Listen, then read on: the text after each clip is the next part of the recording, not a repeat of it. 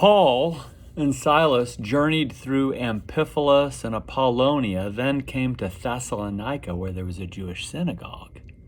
As was Paul's custom, he entered the synagogue and spoke and for 3 Sabbaths interacted with them on the basis of the word. Through his interpretation of the word, he demonstrated that the Christ had to suffer and rise from the dead. He declared, "This Jesus whom I proclaim to you is the Christ." Some were convinced and joined Paul and Silas, including a larger number of Greek god worshippers and quite a few prominent Greek women. But the Jews became jealous and brought along some thugs who were hanging out in the marketplace. They attacked Jason's house, they formed a mob and started a riot in the city. They attacked Jason's house, intending to bring Paul and Silas before the people. When they didn't find them, they dragged Jason and some believers before the officials in the city center. They were shouting, "These people are causing an uproar, these people who have been disturbing the peace throughout the empire have also come here. What is more, Jason has welcomed them into his house.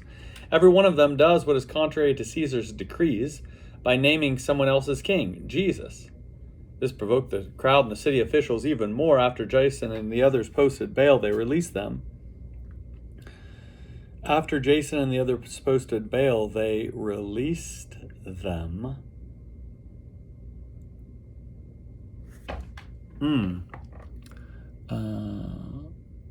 As soon as it was dark, the brothers and sisters sent Paul and Silas on to Berea.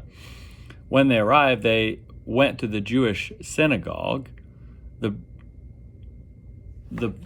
Berean Jews were more honorable than those in Thessalonica. This was evident by the great eagerness with which they accepted the word and examined the scriptures each day to see whether Paul and Silas's teaching was true.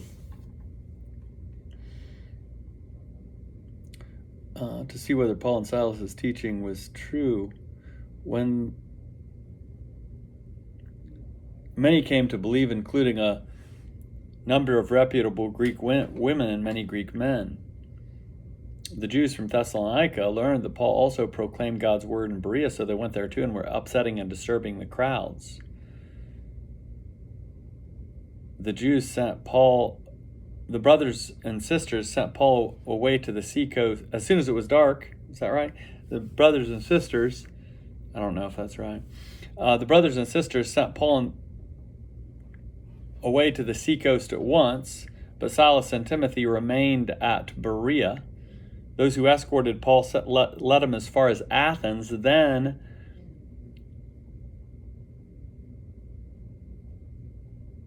came back with instructions for Silas and Timothy to come to him as quickly as possible. While Paul waited for them in Athens, he was deeply distressed to find that the city was flooded with idols.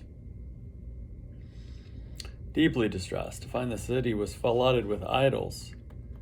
He was deeply distressed to find that the city was flooded with idols. He began to interact with Jews and Gentile God worshippers in the synagogues. He also addressed whoever happened to be in the marketplace each day. Certain Epicurean and Stoic philosophers engaged him in discussion too. Some said, "What an amateur. What's he trying to say?" Others remarked, "He seems to be a proclaimer of foreign gods." They said this because he was preaching the good news about Jesus and the resurrection. They took him into custody and brought him to the council on Mars Hill. What is this new teaching? Can we learn what you're talking about? You've told us some strange things, and we want to know what they mean. They said this because all Athenians, as well as foreigners who lived in Athens, used to spend their time doing nothing but talking about or listening to the newest thing. Paul stood up in the middle of the council on Mars Hill and said, "People of Athens, I can see that you are very religious in every way. As I was walking through town and carefully observing your objects of worship, I even found an altar with this inscription, 'To an unknown God.' What you worship as unknown, I now proclaim to you. God, who made the world and everything in it, is the Lord of heaven and earth.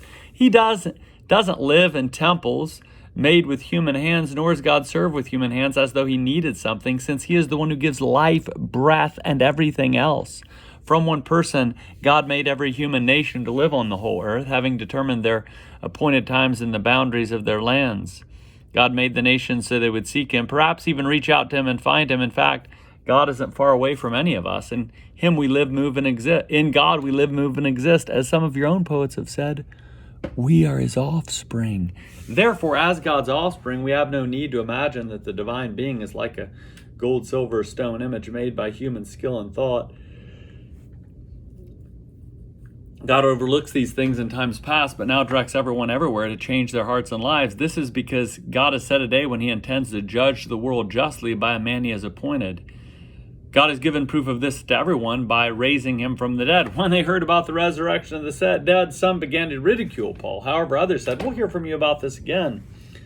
At that, Paul left the council. Some people joined him and came to believe, including Dionysius, a member of the council, and Mars Hill, a woman named Damaris, and several others.